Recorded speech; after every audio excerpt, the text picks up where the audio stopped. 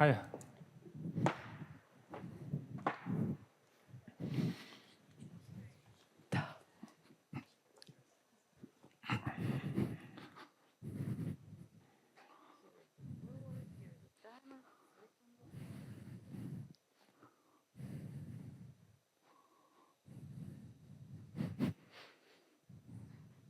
It's all good. It's all good.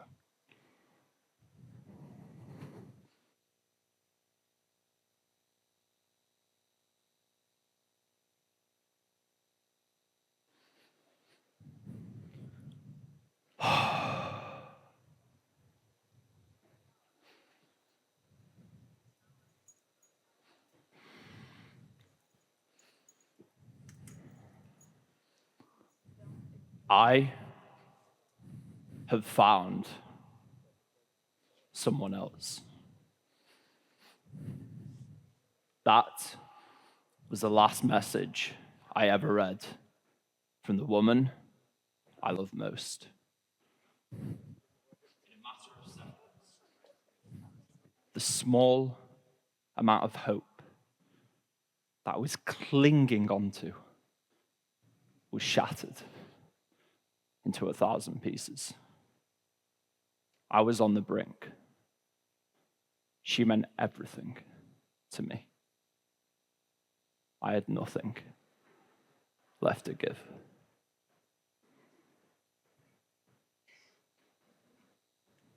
So I stepped forward onto my balcony in Austin, Texas, looking down at the concrete 22 floors below, preparing myself to jump. Look, we all have those moments in life where we feel like the walls are closing in around us. And sometimes it feels like the best option is to end everything instead of facing that excruciating pain. But if we dig deep enough into our soul and find that one flicker of hope, often it can be enough to pull us through. That's exactly what happened for me. But before I tell you how that story ended, let me first tell you how it all began, why my personal brand was my saving grace. So back in 2021, I was in my tiny home office in Bristol, England, and I just joined a little marketing agency called Alpha Inbound, a performance marketing agency in the e-commerce space, helping brands with paid advertising and content creation. And at the time, they're doing about $5,000 a month in revenue. And I made a big promise to the founder. I'll get this agency to $100,000 a month. I didn't know exactly how I was going to do it. I just knew I wasn't going to stop until the job was done. But sending out cold emails, it wasn't going to be enough in a competitive market. I had to do something different. I had to do something bold. So I started posting on LinkedIn. And after staring at blank Google documents, having no idea what to write, and constantly posting and getting zero traction, finally, I figured it out. I went on to build my personal brand to 50,000 followers on LinkedIn, bringing over $600,000 of revenue for my agency last year, and had some of the best people in the industry reach out to me for jobs. So ladies and gentlemen, the next 20 minutes, I'm going to be telling you why you're not too late to the party to build a personal brand, why a personal brand is the one asset that connects all the dots, how you can start today and get attention fast, and how you can turn that attention into revenue for your business. Now, before I go into how to build a personal brand, let's strip everything back. How do we grow businesses? What are the activities that we have to take in order to grow a business? Hopefully this will wake you up. I need a little bit of participation from the audience now. But hands up if you're trying to make more sales. Hands up if you're trying to hire better talent for your team. Hands up if you're trying to find new investors. And hands up, one hand, hands up if you're trying to find new partners that have access to your ideal clients. By the way, for those of you who kept your hands down, please come and tell me at the end what you're doing, because clearly I'm missing out on something. But in all seriousness, you're going to have to do all of these things to grow your business. But each one of them takes an extraordinary amount of time. And since you've only got 24 hours in the day, we have to play smart. We have to play with leverage. Leverage, leverage. That big fancy word that gets chucked about. But in business, what does leverage actually mean? Simply put, it's getting more output for every input of time. So let me give you an example. Person A writes a LinkedIn post. 10 people read it. Person B, however, writes a LinkedIn post. 100,000 people read it. The same input of time, drastically different output. That is leverage. And there's 4 main types of leverage. Firstly, you've got a team. Having a team to do things faster than one person otherwise could. Secondly, you've got capital. Hopefully you get that investment, but if you do, you can grow your business faster by using your cash or other people's. Thirdly, you've got software. That big buzzword AI everyone's talking about these days. Essentially, using software to do things humans otherwise couldn't, 10 times cheaper, 10 times faster. And then lastly, the newest type, what I'm here to talk to you about today, is media leverage. Having a personal brand, getting people's attention, influencing the masses. But here's where it gets interesting. The last type, media, if you play your cards right and you implement what I'm about to tell you in a second, it connects all of the dots together. And you will have the best investors, the best talent in the industry, the best technology, the best clients, all banging on your door, queuing up to work with you. I know, because that's what happened to me. So now I'm going to talk to you about how to build a personal brand. But firstly, I need to debunk a myth and also make sure I don't trip on this chair. The myth of attention. So I'm sure you've heard from content gurus and business people, just write content for your ideal customer, right? Now I want you to imagine your ideal customer. Maybe they're somewhere in this room. How old are they? What kind of business are they in? What is their role in that business? What are the problems that keep them up at night? For me in that agency, our ICP was the CEO of a supplement brand on Shopify doing between 5 and 20 million in revenue, and they didn't know how to scale their social media advertising profitably. Now, give or take, that was about 8,000 people. So you're telling me that out of the 1 billion people that use the LinkedIn platform, that I should only be writing content for 8,000 people? Something inherently just didn't seem right. So I started digging in. I took a step back, and I started thinking, when my ideal client goes to make that pivotal decision if they work with my business or not, who are the people that they speak to? They ask their team for recommendations. They ask their partners that they work with. They ask their friends who are likely business owners, and they also ask recommendations from similar businesses. Now, I didn't want to just influence my ideal client. I wanted to influence all of those people. And this is where I developed a philosophy called the sphere of influence.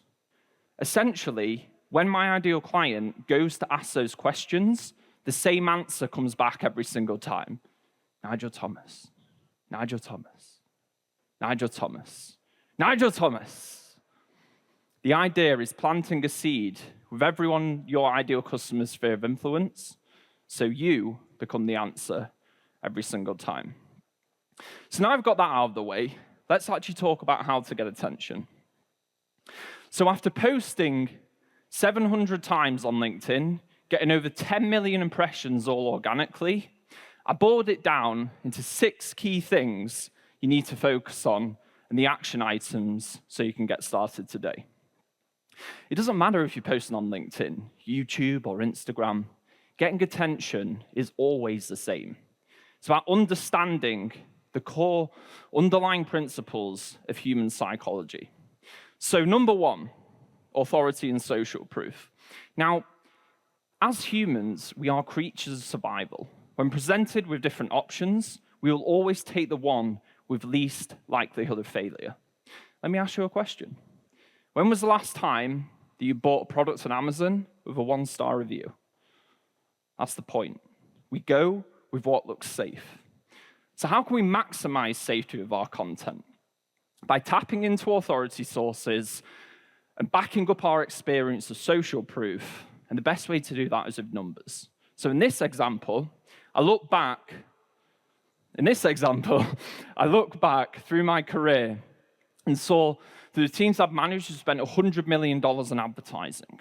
$100 million. It's a big number that commands authority and gets people's attention as they're scrolling through the LinkedIn newsfeed. So the action item here is brainstorm your best achievements. Think about the impressive numbers, publications you've been in. Get creative. And don't shy away from being bold. Remember, no one's going to put your name on the map for you. Give people a reason to trust you. Give them that safe option. So number two, going against the grain. Now, we humans, we love to be nosy, don't we? Remember when your mum was telling you that story of the neighbor, the crazy neighbor? You were hanging on in anticipation, waiting to find out what happened next, so you could butt in with your opinion. Yes, we humans love a bit of gossip, don't we? Too much, if you ask me. But how do we tap in to that curiosity to get more attention? We take a commonly accepted narrative, and then we take the opposing opinion and tell people why we believe it. So in this example, a part of my life where I have my back up against the wall, I basically use obsession to get out of that situation. So common advice is obviously, don't put all your eggs in one basket. I'm sure you've heard that before. I only had one egg and one basket. And they posted pretty well. So the action item is, list out your strongest opinions and think about what the polar opposite is. Find commonly used phrases people use to describe that, and then state why you think differently. But most importantly, tell them how it can benefit them. So number three, bridging the gap.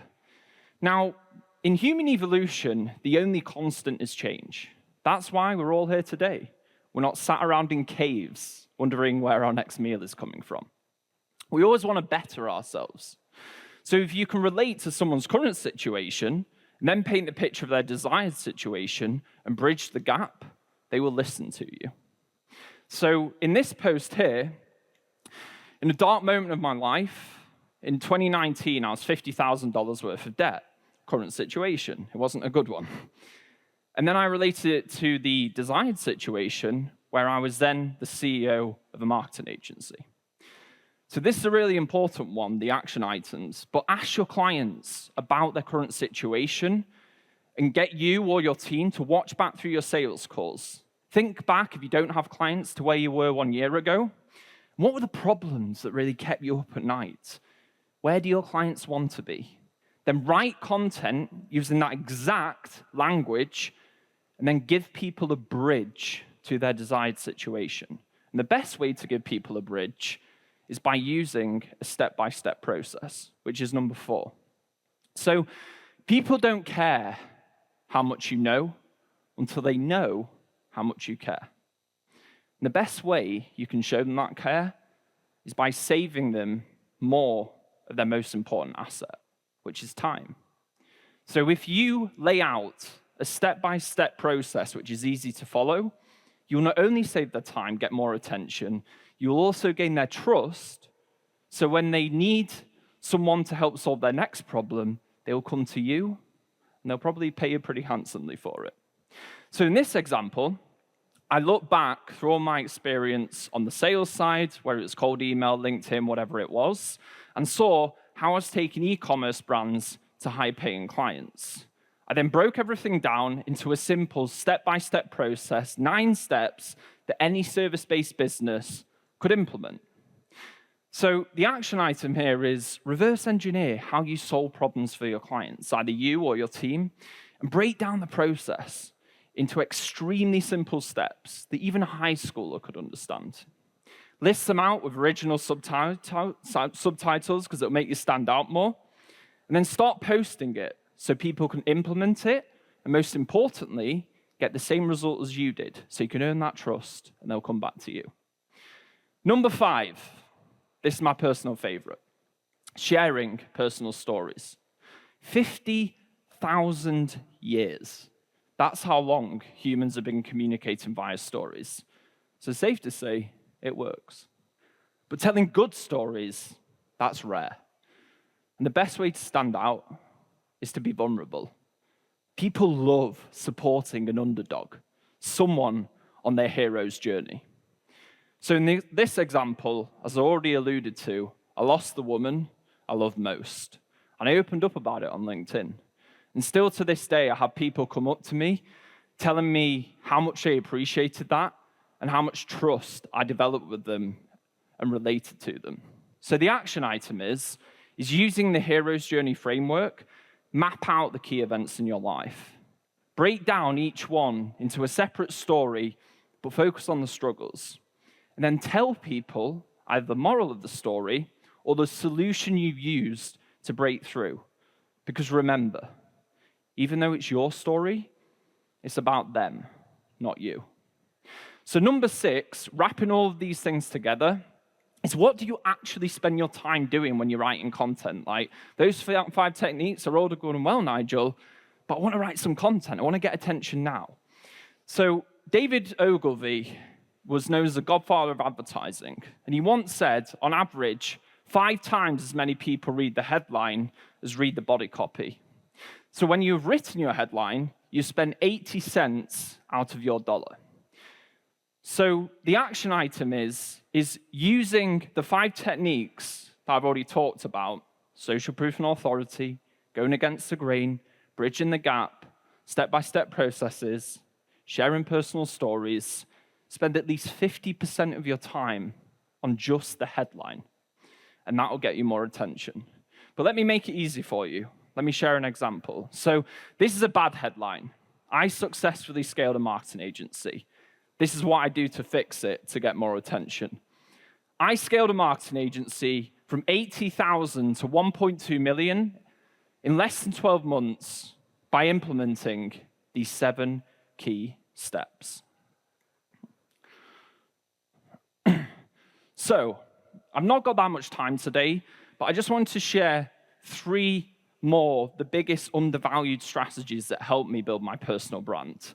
And these ones are shockingly simple, but 99% of people aren't using them. So, firstly, staying consistent by making the process fun. Secondly, getting quality feedback to improve faster.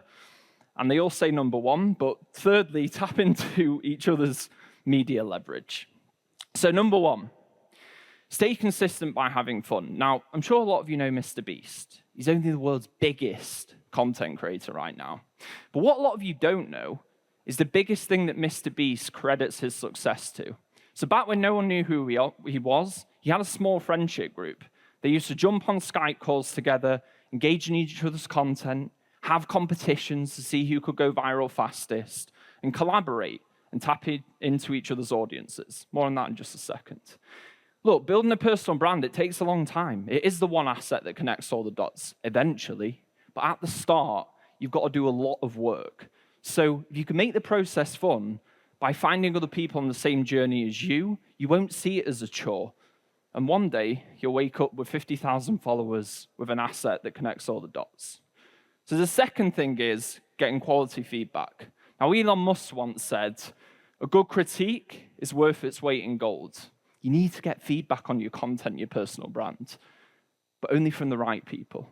So the 3 best people to get feedback from is 1, the friendship group, like I mentioned. 2, your ideal customers. They're the people you're writing content for, or your current clients. And thirdly, pay for an hour of someone's time who's already built a personal brand in your industry. Because in 1 hour, they will teach you otherwise what will take years to learn. Number 3, tapping into other people's leverage. Now, I don't know if you know who Cody Sanchez is. She's built this huge newsletter called contrarian thinking. And at the start of her journey, she didn't have an audience. So she reached out to people on Twitter, and she got on people's podcasts, and she tapped into other people's media leverage, and then got that attention fast and grew her own personal brand. So a lot of you in this room, you probably got great experience, a lot of knowledge to share, but you might not have any eyeballs yet. So one of the fastest ways to get momentum is to tap into other people's leverage. So let's say someone has a podcast in your industry. Reach out to them. Great exchange of value. You share your audience, you share your knowledge and experience, great value for their audience. And obviously in return, a small portion of those listeners will start following you. So reach out to 50 creators in your industry. Most people are going to ignore you, I'm going to be honest. But for one or two people who don't, it's going to be so worth it because, like I said, it takes so long to build up this trust with people.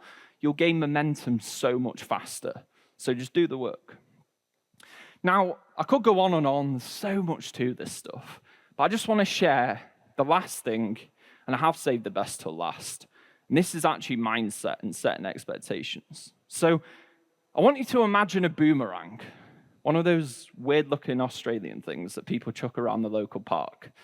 In reality, they don't really work, do they? You know, you're meant to chuck them out there, and it's meant to come back. That doesn't really happen. But with a personal brand, it works like a treat. Because at the start, like I said, no one cares about you. You have to it takes time to win that trust. So you've got to force that boomerang out there until it swings back with momentum, becomes the one asset that connects all the dots together. So understanding this, I set the expectation I'll have to force that boomerang out there and post every single day on LinkedIn for an entire year without getting anything in return. And I mean nothing. And what that did is it alleviated all the pressure. It stopped me constantly checking my impressions, and it allowed me to just relentlessly put in the reps until that boomerang swung back. Now, if you implement what I've told you today, you really embody this mindset, I guarantee within 1 year, you will have that media leverage and a personal brand that all the time you're spending on those other activities, it will all come under one asset. For me, that personal brand, when it swung back, it wasn't just the one asset that connected all the dots in business. It was the one asset that saved my life. Now, remember that story I shared with you at the start? Let me take you back. So I'm stood there on my balcony in Austin, looking down at the concrete 22 floors below, preparing myself to jump. And I said to myself, in that dark moment, if I'm not going to continue for me, I'm going to do this for everyone else who deserves a second chance in life. To turn all that excruciating pain into a mission to help other people. I knew I had the LinkedIn audience. I knew something was there. I just didn't know what to do with it yet. So I flew back to the UK to rebuild my life. And as fate would have it, the first person I bumped into was my childhood friend, Dan Bell, who I'd not seen for about 10 years. So the very next morning, I texted him at 6 a.m. It was time to make a stand, to go on a morning run together. After waiting for about 10 minutes, thinking, I saw him typing out, I was wondering what is he going to say to me, he came back with this response. Yep, that's Dan for you. Delightful. But the rest is history. Throughout the heart of the British winter, we ran 5Ks together 4 times a week. And then we got even more extreme. Running up mountains, jumping in frozen lakes, doing shirtless press-ups, chanting, I'm the greatest, like Muhammad Ali. And what was so incredible is watching my new mission have a transformation on someone else. The momentum was starting to build, but I hadn't quite figured it out yet. Then one moment on Christmas Eve, with the help of my friend Dan, finally, we cracked it. Now, since my mission is to help other people, instead of me sharing that story, I thought, I speak to the event organizers today, and I convinced Dan, my childhood friend, to fly out all the way from Manchester, UK, to be with you here today to share that story. So please, ladies and gentlemen, put your hands together for my childhood friend, the man who saved my life, Mr. Daniel Bell. Yes, bro. So life has a funny way of guiding us and pushing us towards growth and self-discovery. So in the back end of 2023, my lifelong friend Nigel walks back into my life after returning from the USA. We caught up on the epic adventures he'd been on, how he'd been building this personal brand, but also, the struggles he'd been facing. And he told me how having such a powerful personal brand, a powerful community, helped him weather the vast, tempestuous storms of life and also pursue his passions. And in that moment, I realized it wasn't just Nigel who needed a change. I, too, was battling my own demons. So let me take you back to when I was at school. I struggled a lot fitting in, okay? I was about 4 foot taller than everybody else. I was Chinese, and I stuck out like a sore thumb. The football pitch became a battlefield as other people slammed insults at me like slanty-eyed bastard and that sort of thing. But as a lifelong musician, I had dreams of gracing the grandest stages. But in reality, the thought of performing sent shivers down my spine. And through listening to Nigel, through his words, I discovered the strength in vulnerability, the power of community, and the liberation of embracing your true self. And inspired by these words, on that fateful evening, Christmas Eve to be precise, we decided this wasn't just two childhood friends reuniting. This was our future mission aligning. But we needed something bold, something that had never been done before. So we have my personal brand on LinkedIn. So we needed to take things to the next level. So I thought, what better way to capture the audience's attention, inspire more people, than starting a newsletter? No. Not just another boring email, gathering dust in your inbox. A comeback story. A tale of how David went to Goliath. And what was our mission? What was our Goliath? Well, I'm glad you asked. 100,000 subscribers in 1 calendar year. The stage was set. And with such a monumental task at hand, this, of course, required me to completely rewire my identity. I finally had to summon the strength to bring my creativity to the forefront, which is exactly what I did with the comics you've been seeing and my copywriting. And using the 6 techniques that I taught you all today, we started to get attention fast. In just 14 weeks, we've got over 19,500 subscribers, become one of the fastest growing newsletters in the entire world. And just 4 weeks ago, we had our biggest breakthrough yet. So, does anybody know who these two are on the screen? Go on. Alex and Layla Hormozi, exactly. So, everybody knows who Alex Hormozi is. Well, most people do, because he's one of the biggest business leaders in the world right now. But ensconced in his shadows, his wife, the mastermind behind the scenes, Layla Hormozi. While so many people have shared Alex's story, we've not heard much about Layla's story. So we decided to do something that has never been done before. Mined every anecdote, every podcast, every resource written about Layla to craft the untold rise of Layla Hormozi. And this is what it led to. Not just a comment, but a direct message from the Titan herself. One of the nicest things written about me ever. This just shows what's possible when you dare to be great. But look, we all have things holding us back, stopping us from posting content online and sharing our story of the world. But sometimes we just need to dig deep and find that purpose so we can set our inspiration alight. So from this moment, it's all about you. Your story is waiting to be heard. Thousands of people waiting for you to shine your light. To stand bold in a world drowning in blandness. Escaping the imposter within. Stamping out the voice of the victim, one stride at a time.